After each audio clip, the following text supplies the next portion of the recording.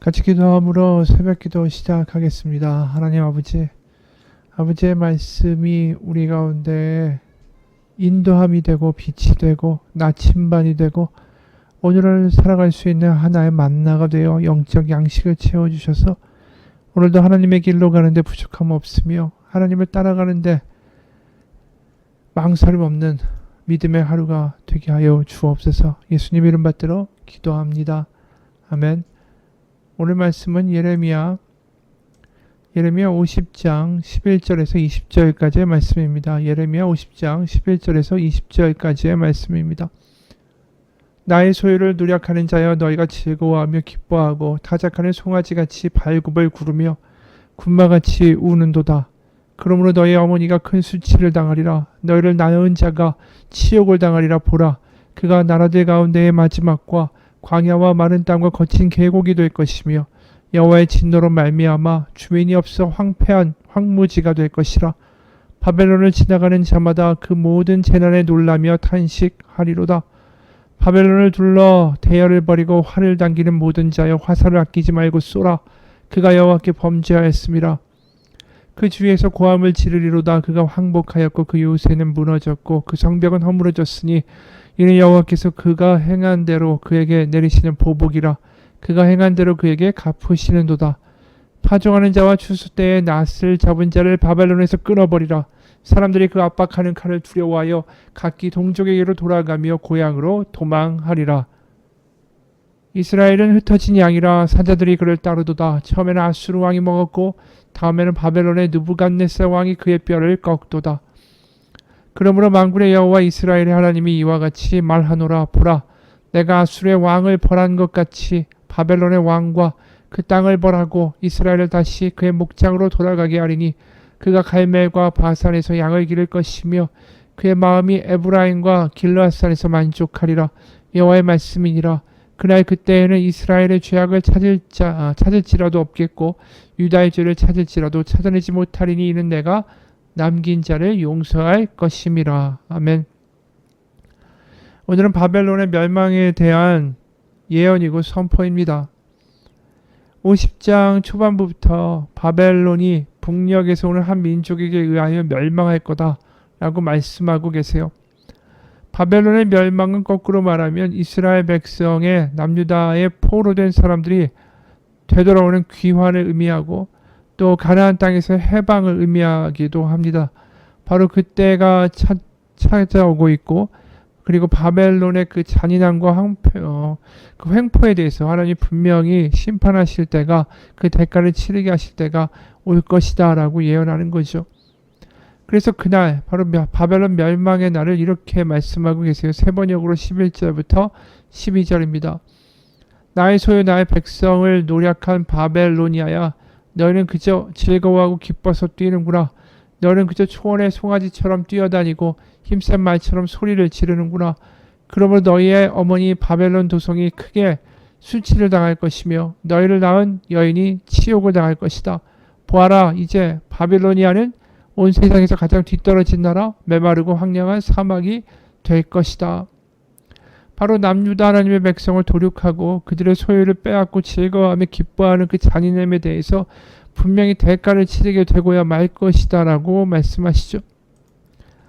실제로 이 바벨론을 나중에 공격해서 패망시키는 북쪽에서 오는 민족, 그 나라는 메대와 바사입니다. 여기 그 메드바 발사가 와서 이 바벨론에게 공격하는 공격의 모습을 마치 영화의 한 장면처럼 그대로 묘사하는 게 세번역으로 14절부터 16절까지의 말씀이에요. 그 내용을 보면 활을 당기는 모든 사람들아 너는 바벨론 도성을 애워싸고 진을 쳐라. 그 도성에 활을 쏘아라. 화살을 아끼지 말고 쏘아라. 그 도성은 나에게 범죄하였다. 너는 그 도성을 애워싸고 함성을 울려라. 그 도성이 손들고 항복하였다. 성벽을 바친 기둥들이 무너지고 성벽이 허물어졌다. 내가 원수를 갚는 것이니 너희는 그 도성에 복수하여라. 그 도성이 남에게 한 것과 똑같이 너희도 그 도성에 갚아주어라. 너희는 바빌로니아에서 씨 뿌리는 사람도 멸절시키고 추수 때에 낫을 든 사람도 멸절시켜라. 바벨로니아에서 살고 있는 외국 사람들은 공격하여 오는 저 무서운 군대를 피하여 저마다 자기 민족에게로 돌아가고 누구나 자기 나라로 도망할 것이다. 멸망이 되면은 수많은 적군들이 와서 함성을 지르고 성벽은 무너지고 왕궁도 허물어지고 그래서 모든 용병들도 다 도망가고 씨 뿌리는 사람 추수한 사람들도 없고 완전히 황무지가 돼서 세상 가운데 완전히 조롱당하고 흔적도 안 남는 그 바벨론이 될 것이다. 이렇게 말씀하시는 거죠. 그리고 이러한 멸망은 이스라엘 바로 남유다가 패망하고 바벨론에 끌려갔던 포로들의 귀환을 의미합니다. 그래서 17절 그리고 20절까지 보면 이스라엘은 흩어진 양이라 19절 이스라엘을 다시 그의 목장으로 돌아가게 하리니 그가 갈멜과 바산에서 양을 기를 것이며 그의 마음이 에브라임과 길라산에서 만족하리라.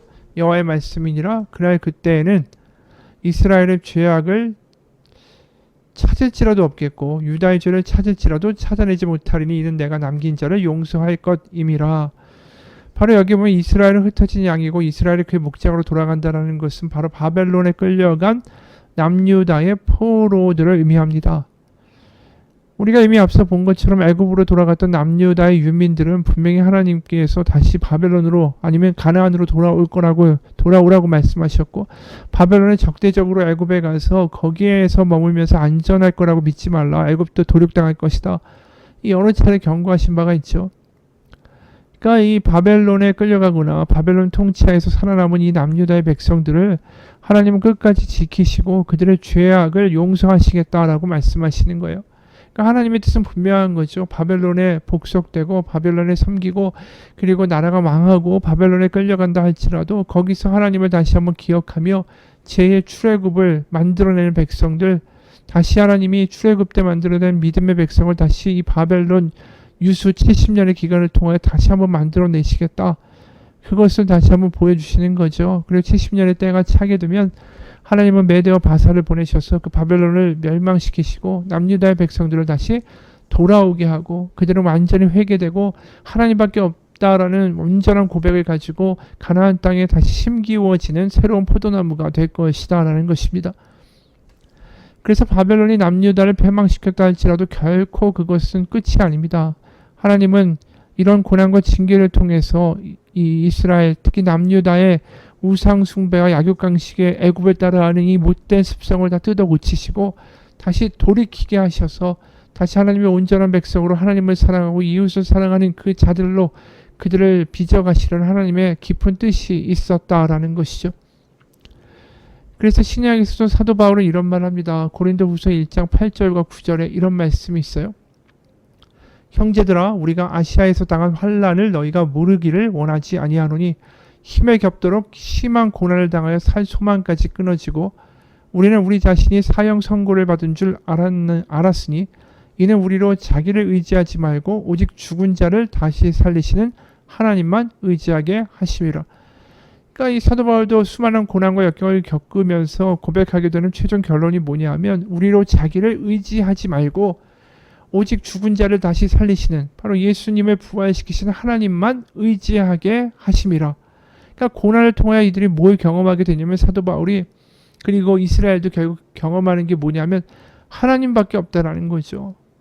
바벨론에 끌려가서 70년의 유배 생활과 조롱당하는 생활, 노예의 생활, 고난의 생활들을 겪어나가면서 죽은 자도 다시 살리시는 하나님, 모든 선악을 하나님의 선한 뜻 가운데에 이루어 가시는 하나님, 그 자기를 의지하는 게 아니라 하나님만 의지하게 되는 그런 고백이 바벨론의 70년의 기간이 되는 거고, 출애굽한 이스라엘 백성들, 바로 이들의 조상도 광야를 지나가며 만나를 먹고, 그리고 때로는 메추라기, 고기를 먹고 싶다, 그래서 그것도 얻어먹게 되는 역사들이 있지만, 결국 그 광야 가운데 깨달아야 되는 것은 무엇입니까? 애굽에서 먹었던 어떠한 좋은 것들, 또 애굽에서의 문화, 이런 것이 아니라 하나님만 의지하며 하나님으로 나는 족합니다, 하나님으로 충분합니다, 이 고백을 만들어내며 매일매일 만나를 먹을 때마다 그 감격과 감사함으로 나아가는 민족이 됐을 때, 하나님만 의지하는 백성이 됐을 때 그들은 가나안에 들어갈 준비가 된 거 아닙니까? 그래서 여리고성에 가서 법궤를 메고 7바퀴를 돌면서 그 성이 무너지는 말도 안 되는 일을 하나님 하라고 하실 때에도 그들이 그것을 감당하게 된 것은 뭡니까? 자신을 의지하는 게 아니라 하나님만 의지하고 하나님으로 충분하다는 온전한 고백이 그들 가운데 광야에서 빚어졌기 때문이라는 거죠.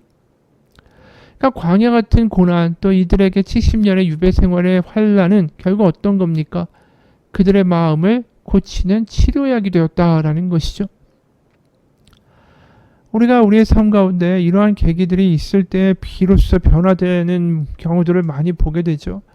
우리가 늘 습관적으로 살지 않습니까? 똑같이 말하고 똑같이 바라보고 똑같은 태도와 똑같은 표정과 똑같은 일과를 보내면서 똑같은 사람들과 하나도 변하지 않는 태도와 말과 반응을 보여주면서 내 모습이 절대로 깨어지지가 않죠.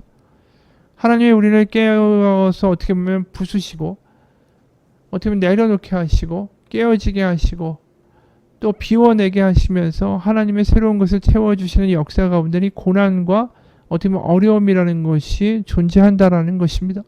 누가 이런 말 합니다. 루이스 캐럴의 겨울나라의 앨리스에 나오는 유명한 장면이 있다. 주인공 앨리스가 계속 달리는데도 그 자리를 벗어나지 못하자 나는 이렇게 애써서 뛰고 있는데 왜 이 나무를 벗어나지 못하느냐고 묻는 장면이다. 이 질문에 대해서 붉은 여왕은 이렇게 앨리스에게 답해준다. 제자리에 머물기 위해서는 온 힘을 다해 뛰어야 한단다. 그런데 다른 곳으로 가고 싶다면 지금보다 최소한 2배는 더 빨리 달려야 할 거야. 우리의 굳어진 습성에 맞서서 새로운 변화의 기회를 꾀하고자 한다면 적어도 2배 이상의 속도로 나로부터 도망가는 연습을 해야 한다. 이 참 인상 깊은 글이었어요. 나이가 들면서 점점 우리가 변화되기가 어렵죠. 삶의 관성과 습관을 이겨내기가 어렵습니다. 그냥 늘 살던 대로, 내 방식대로, 내 태도대로, 내 생각과 내 판단대로, 내 말투대로 그냥 그렇게 살아가기를, 그게 쉽기 때문에, 익숙하기 때문에 늘 선택하는 것이죠. 그러니까 나이가 먹으니까 더 힘든 거예요.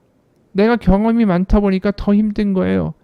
왜냐하면 다 이렇게 될 거라고 그냥 습관화, 타성화, 마치 공식화가 돼서 내 머릿속에 완전히 프로그래밍 되어 있고 박혀있기 때문입니다.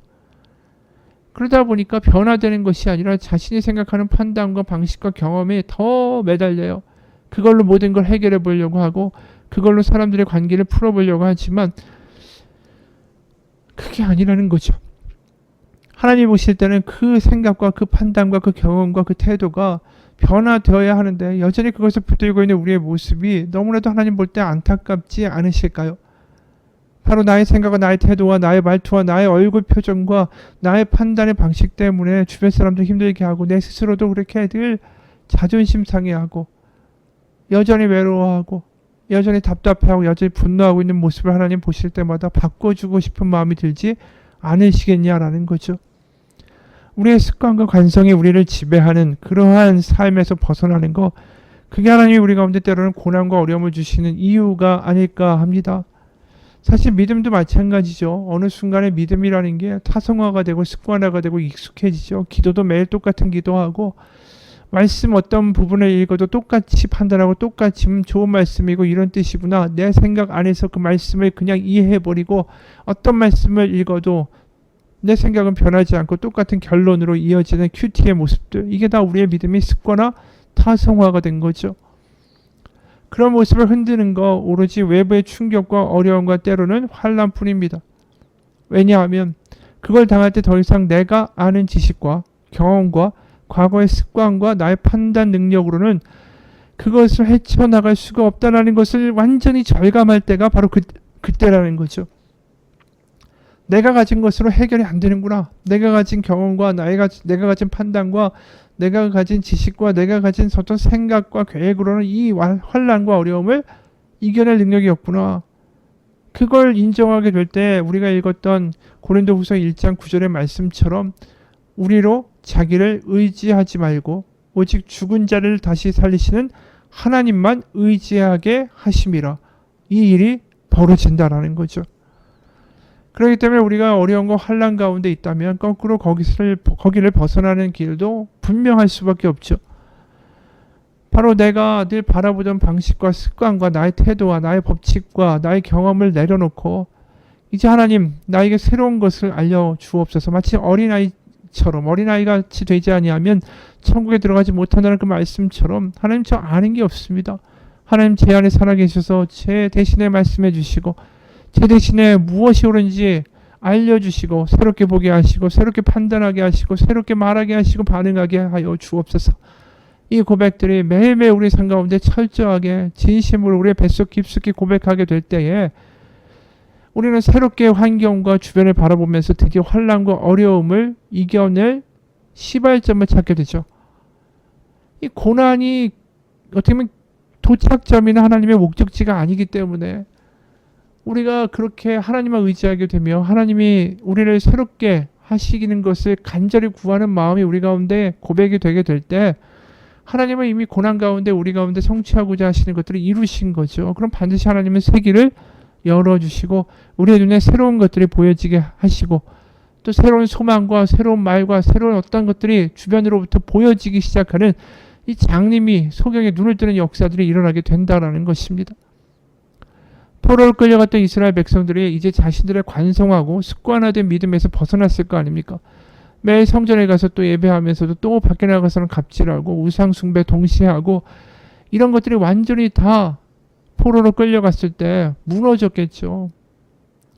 돈도 믿고 사람도 믿고 하나님도 믿는 게 아니라 이제 만국의 서름과 조롱을 당하면서 이제 하나님밖에 없다라는 온전한 고백이 빚어지는 시간 아니었을까요? 하나님만 의지하게 되고 그래서 그 고백이 충만하게 됐을 때 이제 우리가 보았던 이 열방의 심판들을 아멘이라고 받아들일 수 있는 거죠. 자신들의 어떤 외교 전략과 처세술을 통해서 국제정세를 판단하는 게 아니라 하나님이 다 다스리고 계시다. 하나님이 다 알고 계신다. 하나님이 통치하신다. 하나님이 심판하신다.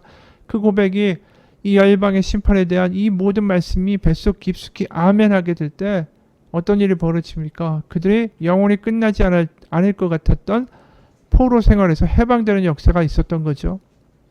드디어 그들이 변화되고 그들이 새롭게 바라보게 되고 새롭게 생각하게 됐을 때에 하나님밖에 없다는 온전한 고백이 빚어졌을 때에 고난의 때는 끝이 나고 정말 무너지지 않을 것 같았던 바벨론은 완전히 무너집니다. 그들이 바벨론을 무너뜨린 게 아니죠. 하나님이 무너뜨리신 거예요. 왜요? 하나님이 보시기에 이스라엘이 이제 변화됐고 그 고난을 통하여 드디어 하나님이 원하시는 열매를 맺을 수 있게 되니까 하나님이 바벨론을 무너뜨리신 거죠. 여러분 우리가 어렵고 환난 가운데 고난 가운데 있다면 스스로 돌아보십시오. 내가 여전히 습관과 경험과 나의 태도와 나의 관점과 나의 말투가 이 관성으로 습관화로 달려가고 있는 것은 아닌가. 출애굽 백성들이 광야의 고통의 시간을 벗어나는 것도 하나님밖에 없습니다. 하나님만 의지하게 됐을 때 벗어나는 거 아닙니까? 하나님밖에 없습니다. 이 고백이 만들어지기 전까지는 우리는 어려운 가운데 벗어날 수가 없다라는 거죠. 그런 고백을 하는 백성을 반드시 지키시고 하나님은 가나안으로 다시 한번 인도해 나가시는 거죠. 그게 70년의 바벨론의 포로 생활이었고 출애굽에서는 40년의 광야 생활이었다라는 것입니다. 우리도 광야를 건너고 있다면 바로 이게 필요한 거예요. 그냥 광야를 벗어나게 해달라고 바라는 것이 아니라 하나님밖에 없습니다. 하나님만으로 충분합니다. 내 경험과 내 생각과 내 판단을 버리고 하나님이 주시는 눈과 귀와 마음을 가지고 오늘 하루를 살아가기 원합니다. 이 고백이 매일매일 우리 삶 가운데 고백되며 그곳에 우리를 먹이신 하나님의 만나 하나님의 말씀이 우리 가운데 깨달아지고 우리의 삶의 지표가 되고 우리의 영혼과 골수를 쪼개는 일들이 벌어질 때에 우리는 가나안으로 반드시 들어가게 될 것입니다. 같이 기도하겠습니다. 하나님, 환난이 문제가 아니라 어려움의 문제가 아니라 우리가 하나님이 원하시는 사람으로 변화되었는가가 더 중요하다라는 걸 깨닫게 됩니다. 나는 하나도 변하지 않으면서 나의 문제와 나의 어려움만 해결되기를 원하는 하나님께 부르짖는 기도가 아니라 하나님, 제가 죽고 제 생각과 제 경험과 제 판단과 제 계획과 제 생각과 제 주관과 저의 법이 죽고 이제 하루하루 어린아이처럼 하나님의 인도하심과 하나님의 보게 하심과 하나님 말씀 없이는 살아갈 수가 없는 존재입니다. 하나님만 의지합니다. 이 고백을 하는 우리가 되게 하여 주옵소서. 그 고백 가운데 하나님의 지혜가, 하나님의 은혜가, 하나님의 불기둥과 구름기둥이 광야를 벗어나서 가나안에 이르게 하시는 놀라운 역사를 우리가 맛보게 될 거라고 믿습니다. 하나님, 오늘도 하나님 앞에 겸손한 자세로 깨어진 마음으로 나아갈 때에 하나님이 부어주시는 성령의 기름 부음을 경험하는 하루가 되게 하여 주옵소서. 예수님 이름 받들어 기도합니다. 아멘.